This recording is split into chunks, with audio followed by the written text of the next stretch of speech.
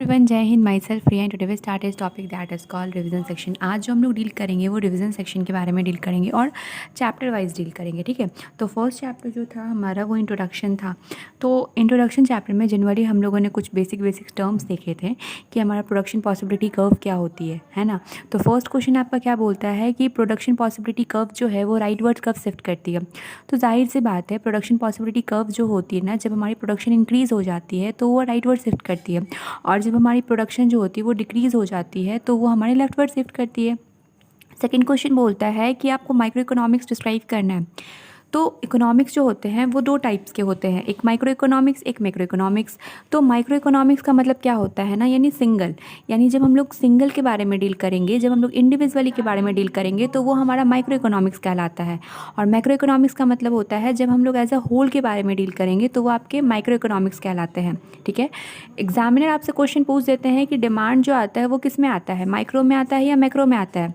तो demand is example of micro economics. Where as अगर पूछ दिया जाएगा कि एग्रीगेट डिमांड किस में आता है, तो एग्रीगेट डिमांड जो आता है वो आपका मैक्रो इकोनॉमिक्स में आता है, क्योंकि एग्रीगेट डिमांड में एज अ होल के बारे में हम लोग डील करते हैं। फर्स्ट थर्ड क्वेश्चन बोला गया है व्हाट इज़ अपॉर्चुनिटीज़ कॉस्ट। तो अपॉर्चुनिटीज़ कॉस्ट में हम लोगों ने पढ़ा था कि the next best alternative for gun that is called opportunities cost. कल करे सो आज कर, आज करे सो अब, पल में परलय होएगी, वीडियो लाइक करेगा। अब come to the fourth question. Fourth question में आपका बोला गया है इकोनॉमिक्स प्रॉब्लम्स क्या होती है। तो लास्ट वीडियो में मैंने आपको बताया था कि हमारी सेंट्रल प्रॉब्लम ऑफ इकोनॉमिक्स 3 है, what to produce, how to produce, for whom to produce. यानी हमारे इकोनॉमिक्स में जो प्रॉब्लम फेस किए जाते हैं उसको इकोनॉमिक्स प्रॉब्लम्स कहते हैं। तो जनरली इकोनॉमिक प्रॉब्लम राइज कैसा है, तो 3 फैक्टर है, what to produce, how to produce, for whom to produce. Question number 5 जो है वो हमारा क्वेश्चन नंबर 3 से टेली करता है। Now come to the question number 6। तो क्वेश्चन नंबर 6 में बोलता है कि व्हाट टू प्रोड्यूस, यानी हमारे सेंट्रल प्रॉब्लम ऑफ इकोनॉमिक्स जो है what to produce. What to produce means which types of good and services should be produce. ठीक है, क्योंकि हमारी जो इन्वायरमेंट है वो डायनेमिक इन नेचर है, वो टाइम टू टाइम चेंज होती रहती है। सो दैट द रीज़न हम लोग ऐसे क्या प्रोडक्शन करें, यानी इकोनॉमिक्स में ऐसी क्या प्रोडक्शन हो जिसकी सेलिंग जो है वो कंटिन्यू वे में हो। Now come to the next question that is called how to produce. How to produce means which types of techniques is used to production of goods and services. Generally हमारे पास 2 techniques होते हैं, एक हमारा labour intensive होता है, एक हमारा capital intensive होता है। ठीक है, लेबर इंटेंसिव में क्या होता है ना कि हम लोग लेबर का पावर जो है वो ज़्यादा रखते हैं, यानी हम लोग ज़्यादातर काम जो होता है वो हम लोग लेबर से करवाते हैं। तो बेनिफिट ये होता है कि हमारी एम्प्लॉयमेंट बढ़ जाती है, बट हमारी प्रोडक्शन जो होती है ना वो डिक्रीज़ हो जाती है। जबकि अगर हम लोग कैपिटल इंटेंसिव रखते हैं, यानी मशीन से प्रोडक्शन ज़्यादा करते हैं, तो हमारी प्रोडक्शन जो होती है वो टाइम पे होती है, लेकिन हमारी अनएम्प्लॉयमेंट भी इंक्रीज़ हो जाती है। ठीक है, होम टू प्रोड्यूस मीन्स कि किसके लिए प्रोड्यूस करें। Now come to the next point and that is called 2 examples of micro economics के देना है। तो जाहिर सी बात है हमारा माइक्रो इकोनॉमिक्स में डिमांड आ जाएगा, सप्लाई आ जाएगा। फिर आपका मैक्रो इकोनॉमिक्स का एग्जाम्पल्स देना है तो एग्रीगेट डिमांड आ जाएगा, एग्रीगेट सप्लाई आ जाएगा। Come to the another point and that is called positive economics as well as normative economics. तो positive economics and normative economics क्या होते हैं, तो positive economics deal about the economic problem and how the economic problem must be solved, whereas normative economic deal about the economic problem and how the economic problem should be solved. That is called normative economics. Now come to the next question and that is called what is the meaning of economics. तो economics की meaning क्या होती है, तो the production of goods and services and distribution among the different groups of people, that is called economics. Another chapter and that is called consumer equilibrium as well as demand. तो consumer equilibrium क्या होता है, तो consumer equilibrium means when the consumer gets satisfied, that is called consumer equilibrium. And demand means the demand is the quantity of commodity the consumer has willing able to buy it in possible price during the specific period of time, that is called demand. तो examiner आपसे ये पूछ देता है कि consumer equilibrium क्या होती है, लॉ ऑफ डिमांड क्या होता है, फैक्टर इफेक्टिंग ऑफ डिमांड क्या होती है। और आई थिंक जो एक्सटर्नल आते हैं वो डेफिनेटली इस टाइप के क्वेश्चन ज़रूर पूछते हैं कि आपका लॉ ऑफ डिमांड क्या होता है, exception of law of demand क्या होता है, या फिर आपकी characteristic of law of demand क्या होती है।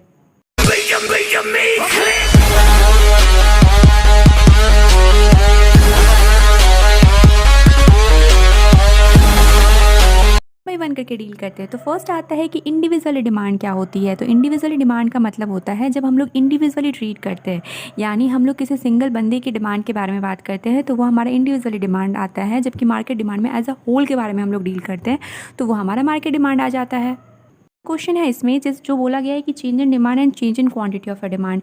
तो चेंज इन डिमांड में the demand is change due to changes other factor, यानी हमारी डिमांड जो हो रही है वो चेंज हो रही है अदर फैक्टर के कारण। जस्ट लाइक आपका कस्टम चेंज हो गया, आपकी टेस्ट एंड प्रेफरेंस चेंज हो गई, इनकम चेंज हो गई, उस कारण आपका डिमांड चेंज हो रहा है, तो वो हमारा चेंज इन डिमांड आता है।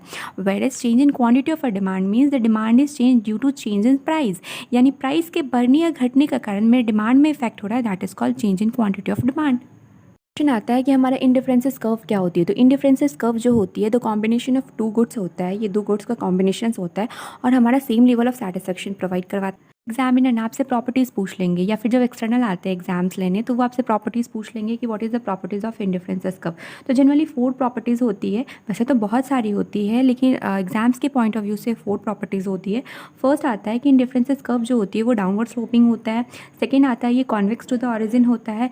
थर्ड आता है कि जो जितना ज़्यादा हायर जाएगा वो उतना ज़्यादा हाई लेवल सेटिस्फेक्शन प्रोवाइड करवाएगा। और फोर्थ आता है कि ये नेवर इंटरसेक्ट ईच अदर, यानी दो गुड्स जो होता है वो सेम लेवल ऑफ सेटिस्फेक्शन नहीं प्रोवाइड करवा सकता, यानी never intersect each other.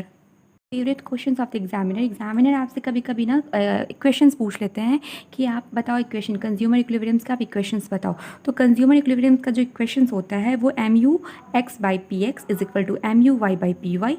Other concept and that is called law of diminishing margin utilities. तो law of diminishing margin utilities क्या होती है?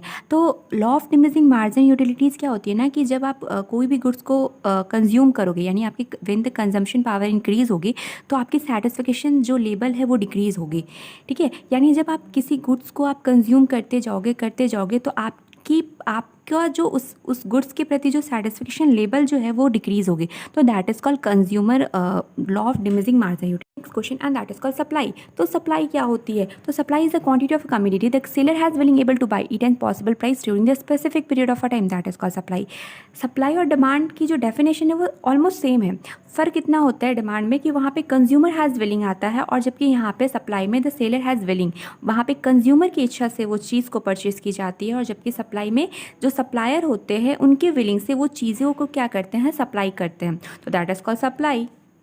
कम to the next question and that is called law of variable. Law of variable क्या बोला गया है? तो law of variable says that when we increase the quantity of one input keeping other input is fix, the total input initially increase at increasing rate, then decrease at decreasing rate and finally they are negative. यानी पहले वो increase होगा increasing rate से, फिर वो increase होगा decreasing rate से और फाइनली हमारा जो रिजल्ट आएगा वो नेगेटिव में जाएगा। कभी कभी हमारा कॉन्स्टेंट भी हो जाता है। ठीक है, next question and that is called producer equilibriums. Producer equilibriums क्या होता है? तो producer equilibriums means when the producer get satisfied, that is called producer equilibriums. Consumer equilibriums में हम लोगों ने कंज्यूमर को सेटिस्फाई किया था, यानी हम लोगों ने कंज्यूमर को टोटली सेटिस्फाई किया था और उसका नाम हम लोगों ने कंज्यूमर सेटिस्फेक्शन दिया था, है ना।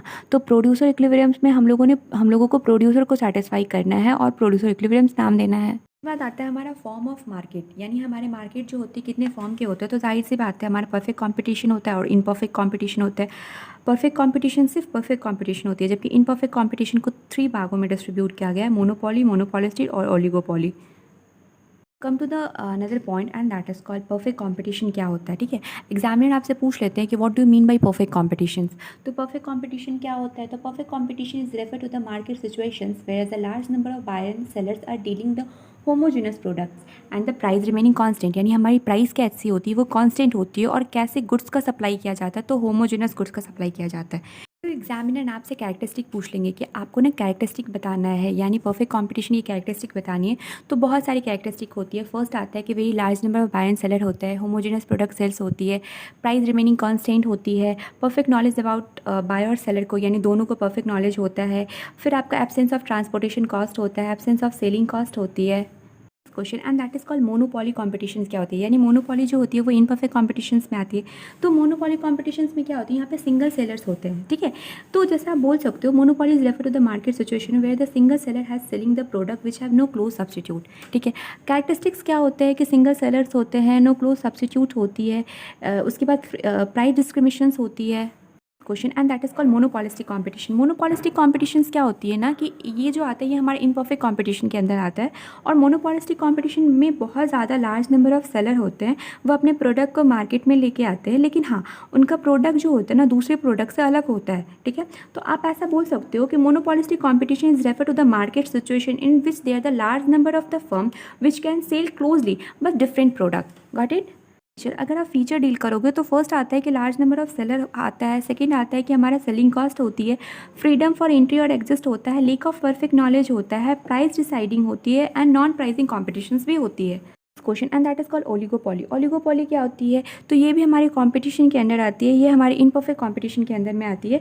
और ओलिगोपोली क्या होता है ना कि फ्यू नंबर ऑफ फर्म्स होते हैं और वो कभी कभी same product as well as कभी कभी डिफरेंट प्रोडक्ट को सेल करते हैं। तो आप ऐसा बोल सकते हो कि oligopoly is refer to the market situation in which they are the few firms selling the homogenous product as well as different product.